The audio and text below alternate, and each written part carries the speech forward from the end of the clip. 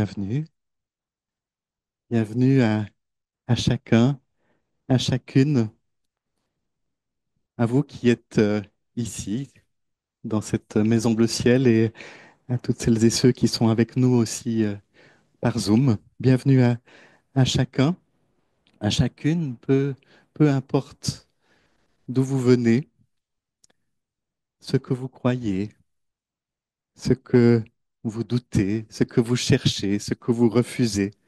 Vous êtes les bienvenus pleinement, tels que vous êtes, avec tout ce qui vous habite, avec nos silences, avec nos fatigues, avec nos joies peut-être, avec nos attentes, ou simplement avec votre présence. Aujourd'hui, nous allons explorer ensemble un thème à la fois familier et pourtant souvent mal compris. Et si prier, c'était simplement aimer? La prière, c'est un thème que j'avais encore jamais osé aborder ici à la Maison Bleu Ciel, parce que je sens qu'il est vraiment très connoté, très chargé. Et puis la prière, ça évoque tellement vite des formes religieuses, des mots figés, une certaine image de Dieu ou de la foi. Et pourtant, je pense que la prière peut être vécue comme quelque chose de très intime, quelque chose de très simple aussi, très vaste. Bien sûr, elle peut être un cri ou un silence. Ça peut être des mots récités ou des mots spontanés. Il y a une quantité de manières de prier. Et on ne va pas chercher ce matin à essayer d'en définir une bonne. Nous allons plutôt ouvrir un espace pour peut-être redécouvrir la prière comme un mouvement d'amour en particulier, comme une manière de se relier à soi-même, aux autres et au tout autre, à l'au-delà de tout. Non pas pour essayer d'obtenir quelque chose, mais plutôt pour se laisser toucher, pour se laisser traverser.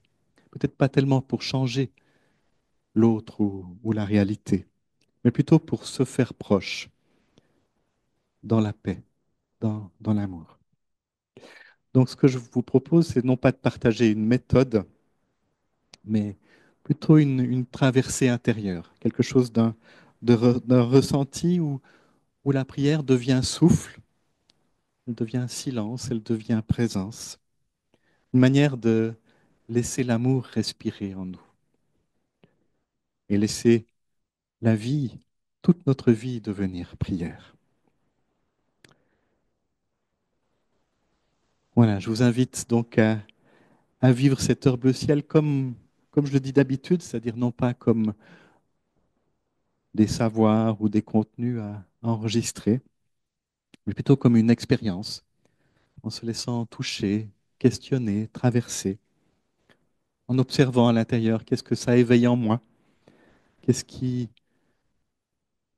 peut se laisser rejoindre, qu'est-ce qui résiste, comment est-ce que je peux me laisser guider par le vivant en moi. Vous connaissez pour la plupart d'entre vous, en tout cas, le déroulement de ce temps. Après ce temps d'introduction, on va chanter. Et puis, on va prendre un temps de méditation, j'allais dire de prière. Vous verrez, ce sera un peu les deux, prière et méditation. Et puis un temps de silence. Et puis ensuite, je reprendrai donc cette réflexion autour de la prière. Et puis nous aurons un temps d'échange et encore un temps de chant. Et on finira par une bénédiction et des annonces.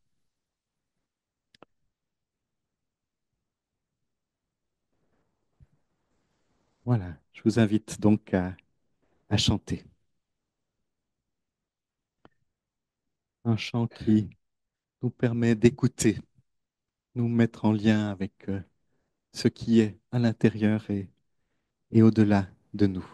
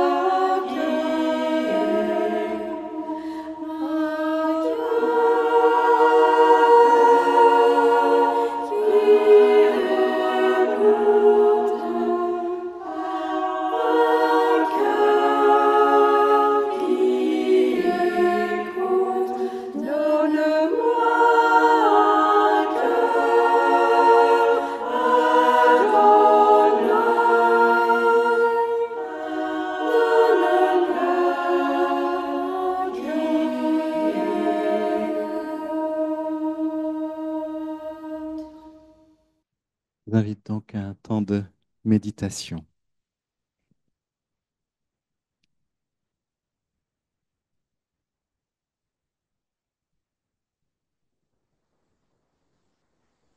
Prendre un moment pour nous déposer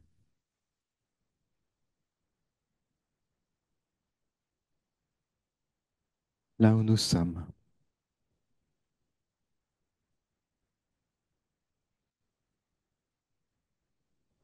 Nous déposer là où nous respirons.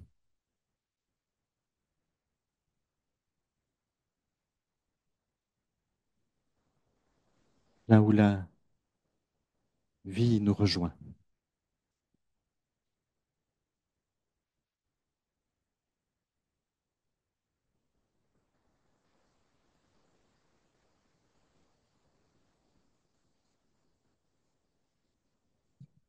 Vérifiez encore la position de notre corps pour trouver une posture naturelle, ni tendue, ni relâchée, juste présente, vivante.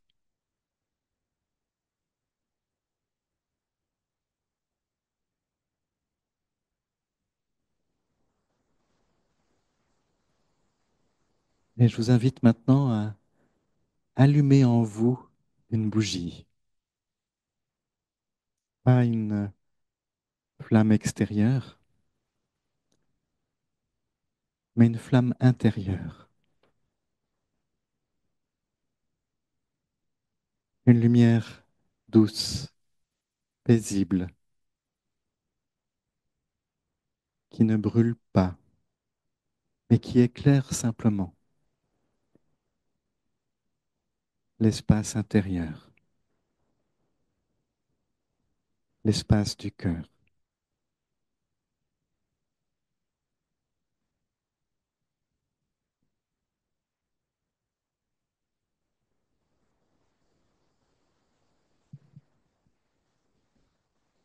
Laissez cette lumière vous habiter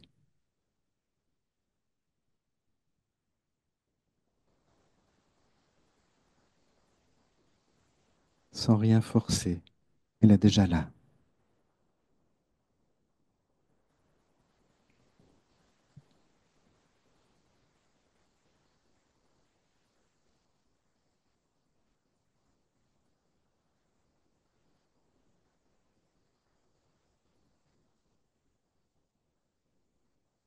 À chaque expiration, je me dépose.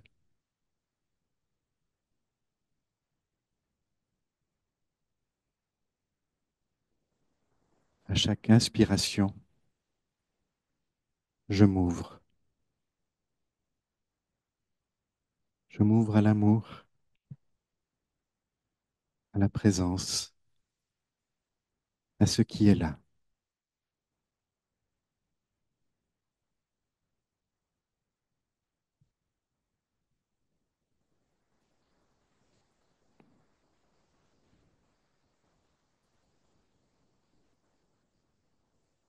C'est déjà cela, prier. Être là,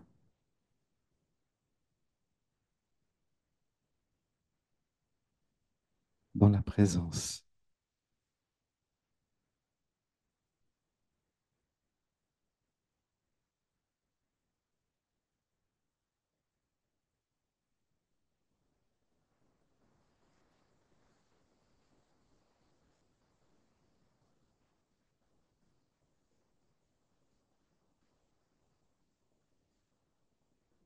Se relier à une présence plus vaste que nous.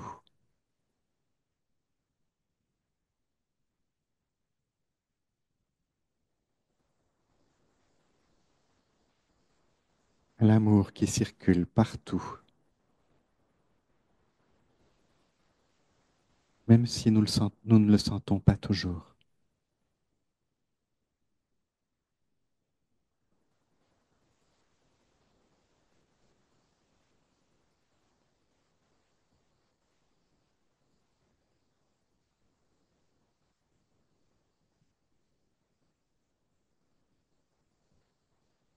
Se relier à l'autre, d'autres. Peut-être que nous pensons à quelqu'un maintenant, à une personne proche, à un être blessé, en souffrance.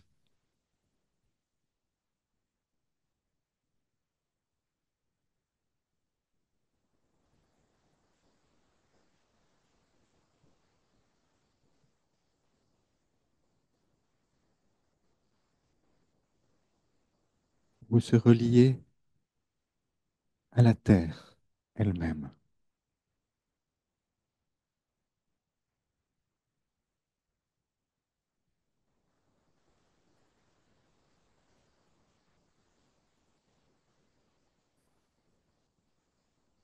Sans rien vouloir changer. Juste être là, avec lui, avec elle.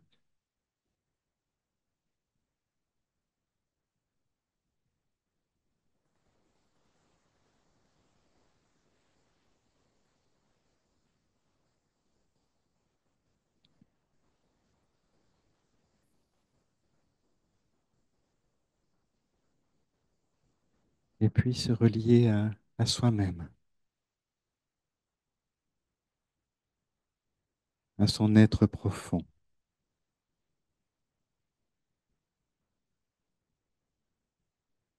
à mon besoin d'être accueilli tel que je suis,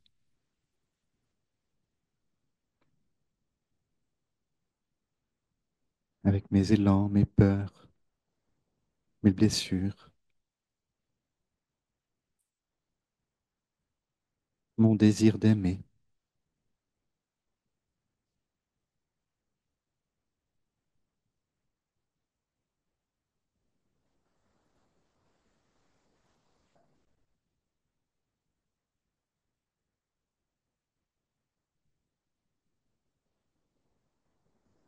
Et puis maintenant, laissons les mots se taire. Juste laisser l'amour respirer en nous.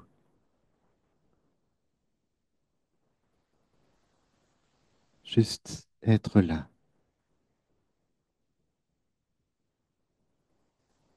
Dans l'ouverture.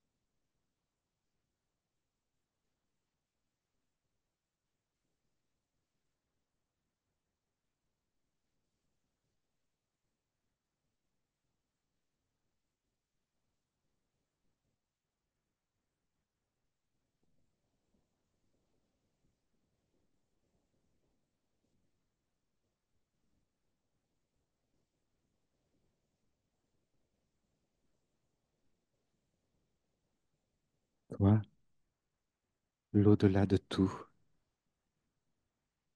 et l'au-dedans de nous.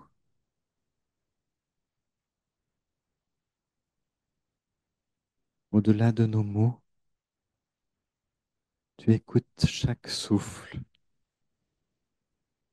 de notre cœur.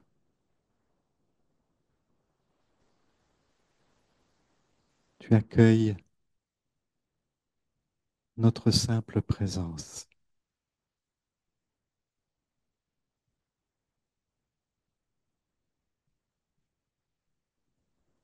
Ouvre-nous à ta présence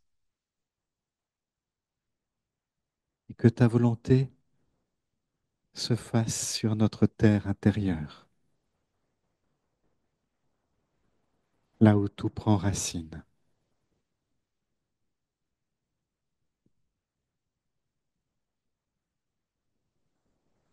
Que notre vie devienne prière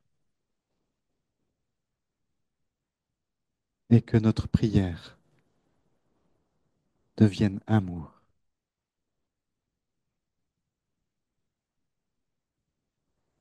Amen.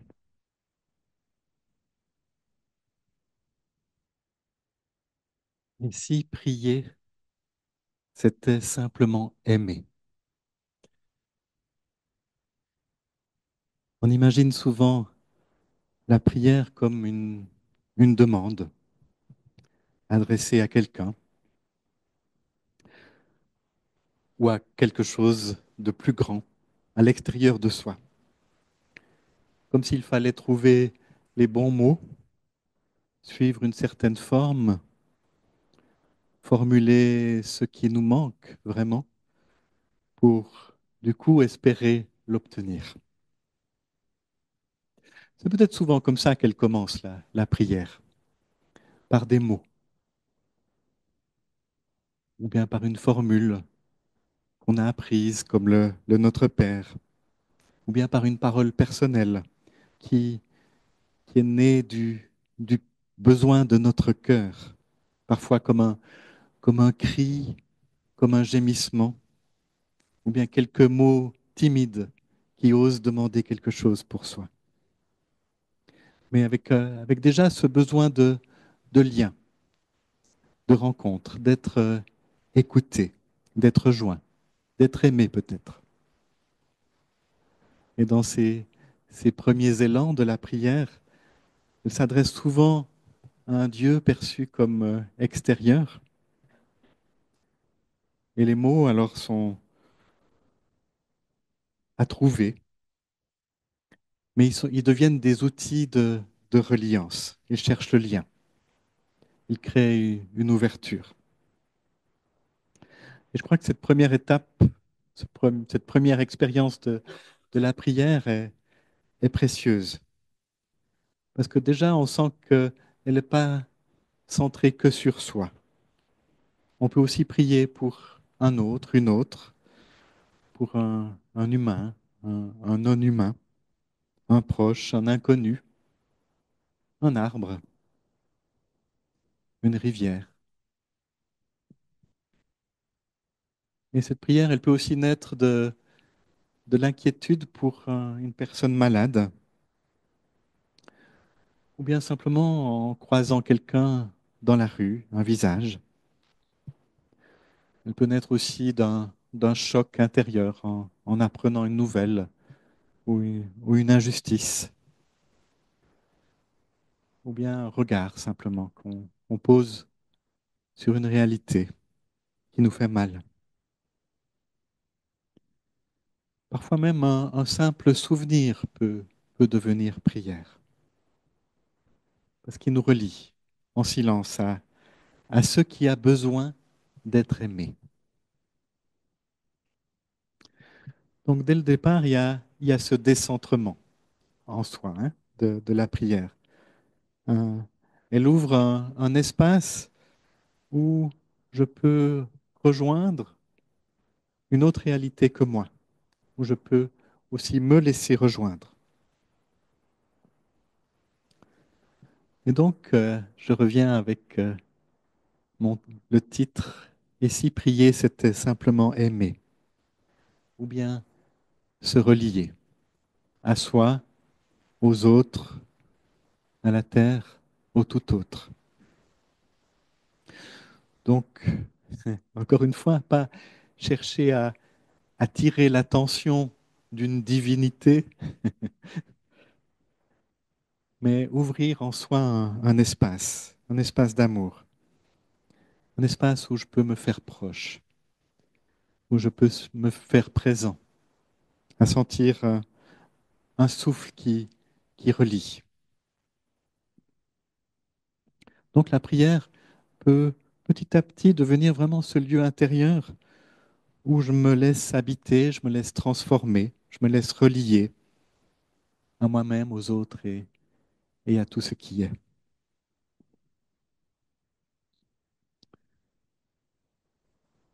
Il y a plusieurs manières ou plusieurs, comment dire, euh, personnes, êtres à qui se relier. On peut se relier d'abord à la présence, à une présence, à cet amour qui est plus grand que moi, s'ouvrir à quelque chose qui est plus vaste que moi, qui me dépasse, tout en m'habitant. Et là, peut très vite sentir que cette connexion, elle n'a pas forcément besoin de mots. Elle a besoin beaucoup plus de notre disponibilité, de notre attention. Donc juste se laisser toucher, se laisser respirer. Et puis, il y a une deuxième orientation de la prière, prier pour soi. C'est peut-être la prière la plus spontanée. Et c'est pas pour essayer d'obtenir quelque chose, c'est plutôt s'ouvrir à soi-même déjà. Entrer dans une écoute profonde et bienveillante de ce que je suis et de ce qui m'habite. Reconnaître, donner un nom peut-être à ce moment-là, à mes blessures, à mes besoins, à aux parts qui s'expriment en moi, à mes ressources cachées. Peut-être reconnaître un épuisement dedans de soi, ou bien une peine ancienne qui revient, et, et l'écouter vraiment, lui donner des noms. En fait, prier pour soi, c'est peut-être d'abord poser un regard d'amitié sur soi-même, un regard de bienveillance, un regard d'amour même. Donc, c'est pas un repli narcissique, comme on pourrait l'imaginer, mais une rencontre intérieure où on apprend à s'aimer avec ses ombres et ses lumières. Et puis, bien sûr, la prière pour les autres, pour le monde, pour la terre, pour tout ce qui est humain et non humain. Prier pour les autres, c'est au fond s'ouvrir à leur réalité. Peut-être pas d'abord tellement vouloir quelque chose pour, mais être là dans le cœur. Donc offrir une présence intérieure, une présence silencieuse, qui nous rend vraiment disponibles à ce que l'autre traverse. Et on peut voir que déjà, ça va changer notre lien. Je suis plus tout à fait extérieur à sa vie, mais je l'accompagne de l'intérieur. Et il y a déjà quelque chose de la séparation qui s'efface du coup. Ne plus faire pour, mais plutôt être avec.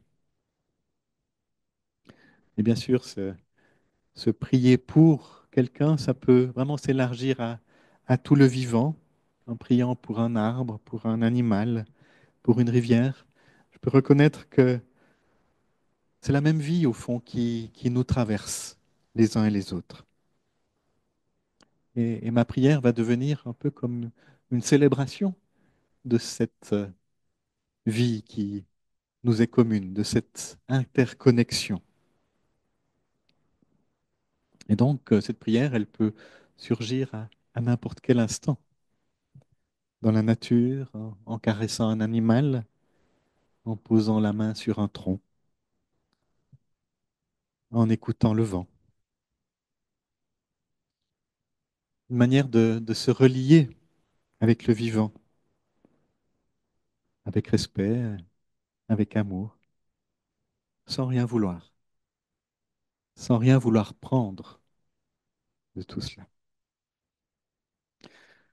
Vous voyez, dans cette approche, la prière devient vraiment une écoute intérieure de l'intérieur et de l'extérieur de moi-même, un mouvement vers une présence à ce qui est déjà là. Jean-Yves Leloup le dit à sa manière, c'est la phrase que vous avez là, prier, c'est respirer.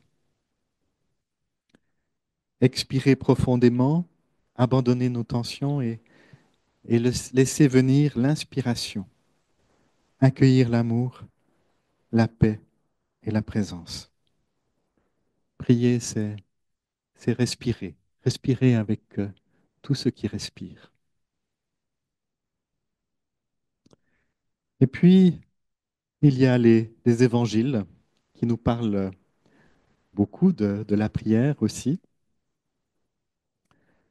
Je vous ai mis là quelques textes qui parlent de la prière de Jésus en particulier et qui nous montrent que Jésus peut-être avait deux manières de prier, qui correspondaient à ce que j'appelle moi deux états de conscience. Parfois, je peux être fils ou fille. Et c'est ce qu'on voit en particulier dans ce passage-là, quand Jésus s'adresse au Père, dans un moment où il est dans un temps extrêmement difficile pour lui, le soir avant sa mort, où il sent de l'angoisse, de l'inquiétude qui monte. Et donc il est dans sa conscience de fils, de fille, avec toute son humanité. Et donc, quand je suis dans cette conscience-là, c'est mon humanité qui s'exprime avec tout ce que je peux ressentir de manque, de peur, de besoin. Et donc, si je suis fils, ben, il y a une distance entre le fils et le père. S'il n'y a pas cette distance, ben, finalement, le fils ne peut pas s'exprimer.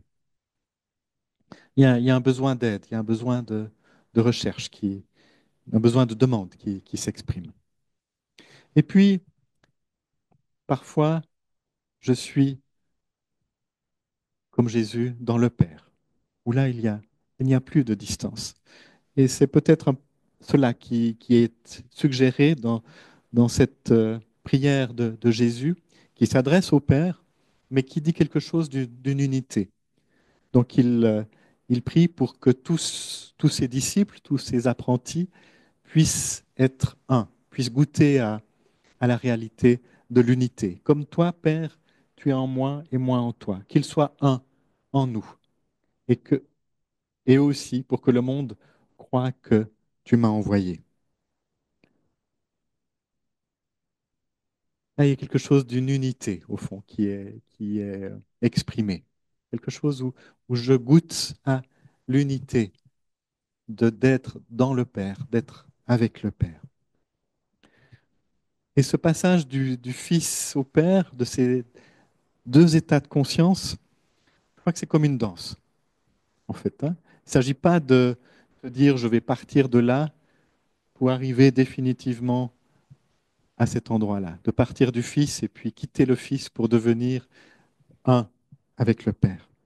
C'est plutôt des allers-retours constants, un mouvement constant entre ma volonté, celle de mon humanité vulnérable, et ta volonté, celle d'une sagesse plus vaste, qui va m'inviter à la confiance, à l'abandon. Et on le sent que juste après, c'est ce qui va se passer pour Jésus. Hein, il va ajouter non pas ma volonté, mais la tienne. Et on retrouve ça déjà bien avant dans les évangiles avec cette parole qui est peut-être pas une prière en tant que telle, quoique, au fond, hein, qui s'adresse à l'ange qui vient de lui annoncer qu'elle va avoir un enfant. Et elle dit, non pas ma volonté, mais la tienne, enfin, avec ses mots à elle, que tout m'advienne selon ta parole.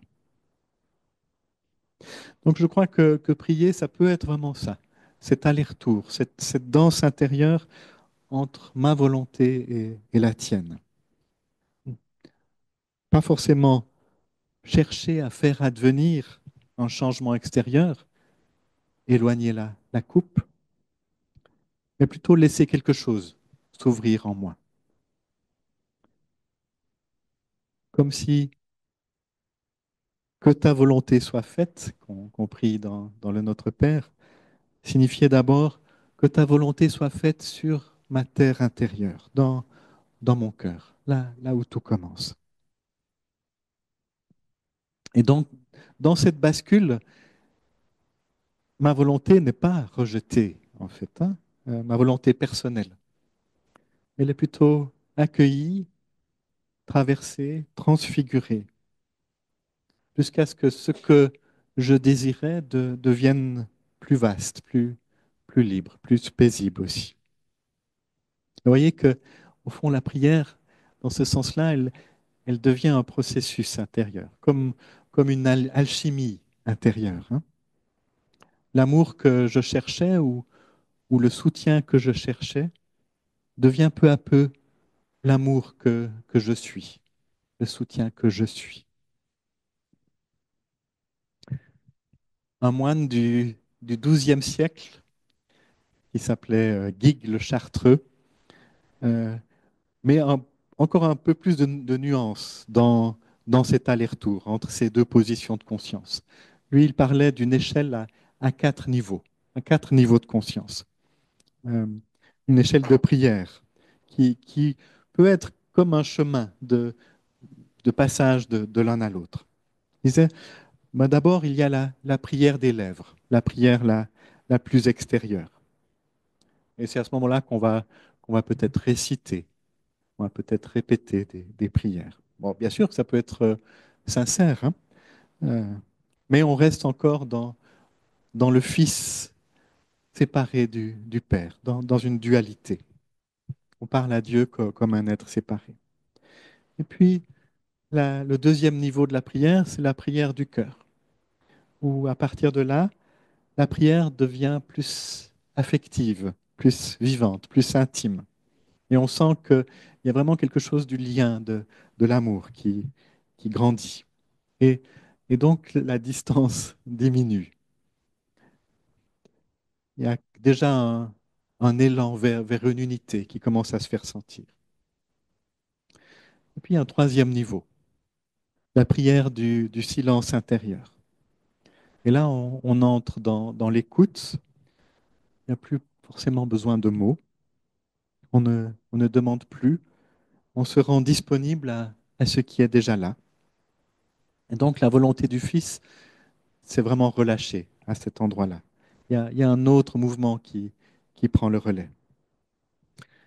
Et puis, dit-il, il y a un quatrième niveau qui est la prière d'unité, où là vraiment toute séparation tombe. Il n'y a plus de sujet qui prie et, ou d'objet prié. Il n'y a plus que l'unité, il n'y a plus que la présence qui prie en moi. Donc vous voyez que ce chemin peut avoir encore des gradations, mais il ne s'agit pas non plus là de dire il faut que je gravisse tous les échelons pour monter jusqu'en haut. C'est vraiment des allers-retours sur cette échelle. Hein. On peut passer de l'un à l'autre selon les jours, selon les saisons intérieures, selon les états d'âme, selon ce dont j'ai besoin.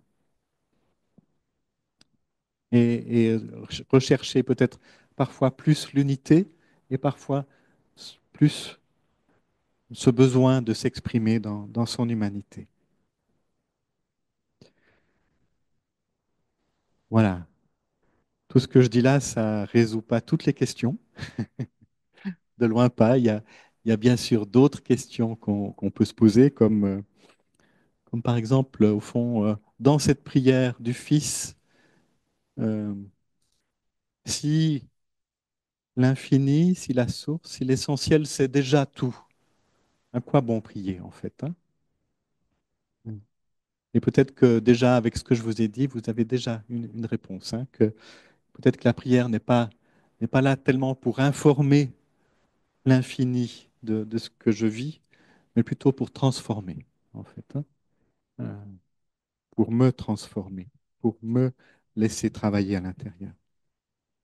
Et puis une autre question, on va dire la grande question qu'on se pose peut-être le plus actuellement, est-ce que prier pour la paix, prier pour le monde, prier pour ceux qui souffrent, est-ce que ça sert vraiment à quelque chose? Peut-être pas toujours de la manière dont on l'imagine. En tout cas, peut-être pas en imaginant faire pression sur un Dieu extérieur pour qu'il intervienne à notre place. Mais je ne crois pas que c'est inutile pour autant. Ouais. Prier pour le monde, c'est aussi se relier, encore une fois, au monde. C'est ne pas fermer son cœur. C'est laisser circuler en soi la paix qu'on demande. Laisser circuler en soi la tendresse, même si elle est encore très fragile, même si elle est encore difficile. Donc, la prière va peut-être pas changer directement la réalité, quoique, mais elle va en tout cas changer d'abord ma manière d'y être présent. Elle va, elle va tisser du lien. Elle va nourrir une autre qualité de présence au monde. Et à ce moment-là, prier pour le monde, ça va être aimer le monde déjà un peu plus. Et c'est pour ça que je disais quoique. Il y a déjà quelque chose qui est changé à travers cela. Peut-être déjà à travers moi, le monde qui est un tout petit peu guéri, à travers ma manière d'être en paix, d'aimer le monde. Voilà, il y aurait d'autres questions hein, autour de la prière, mais peut-être que c'est pas forcément bon qu'on y réponde trop vite. Mais voilà, euh, écoutez peut-être autrement, laisser de l'espace, euh, non pas chercher tant le résultat que la transformation intérieure qu'elle opère. Et donc, encore une fois, il n'y a pas une bonne manière de prier ou une seule manière de prier. Il y a toutes sortes de formes qui ont chacune leur beauté, leur justesse, leur moment. Parfois, c'est vraiment l'élan du cœur brisé ou bien la gratitude d'un instant paisible. Mais quelle que soit sa forme, je crois que la prière, elle ouvre, en fait, hein. Elle ouvre notre cœur, elle relie, elle le transforme, elle nous ramène à l'essentiel. Elle nous, elle nous aide à devenir cet espace aimant où l'Éternel respire en nous et à travers nous.